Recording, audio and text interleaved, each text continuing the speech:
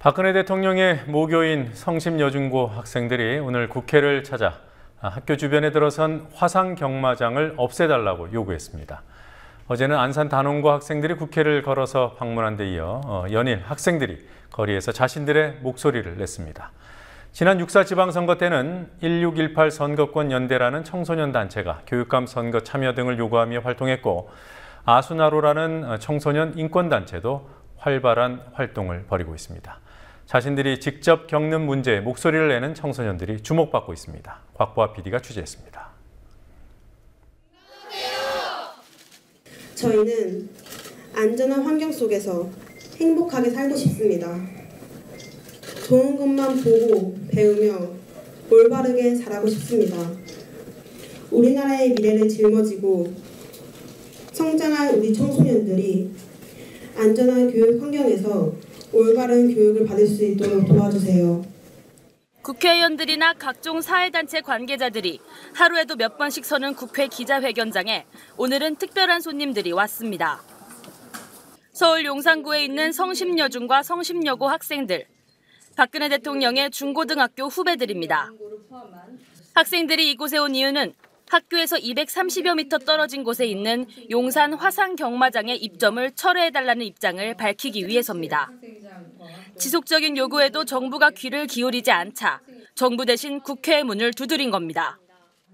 학생들은 위험에 처한 자신들의 상황을 상징하는 노란 호루라기를 야당 의원들과 기자들에게 건네기도 했습니다. 학생들은 새정치민주연합의 박영선 원내대표를 만나 국회에 계류 중인 경마장 관련 법안을 빨리 통과시켜달라고 요구했습니다.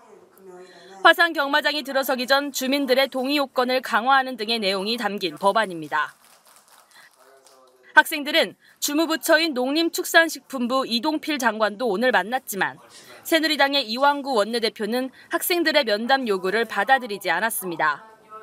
성심여중고 학생들은 지난 14일에도 박근혜 대통령을 수신인으로 작성한 청원 엽서를 청와대에 전달했습니다.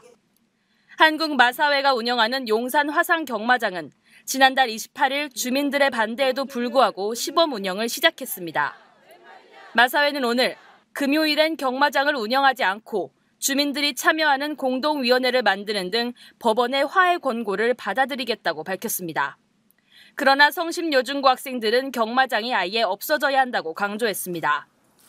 저희는 학교 앞 거대 도박장의 입점을 막아낼 수 있다고 희망을 갖고 있습니다. 앞으로의 대한민국을 위해, 학생들의 미래를 위해 조금만 더 힘써주세요. 세월호 사고를 겪은 안산 단원고 학생들은 그제와 어제 1박 2일 동안 학교에서 국회의사당까지 40여 킬로미터를 걸었습니다. 학생들 스스로 기획한 도보 행진에서 이들은 친구들이 희생될 수밖에 없었던 이유를 밝혀달라며 진상규명을 위한 특별법 제정을 촉구했습니다.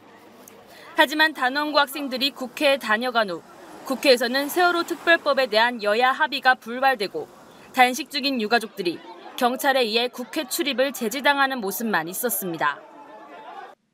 청소년 인권단체 아수나로는 어제 인천의 한 고등학교 교사가 학생에게 살충제를 뿌린 사건을 비판하며 청소년에 대한 모든 체벌을 금지해야 한다는 성명서를 발표했습니다.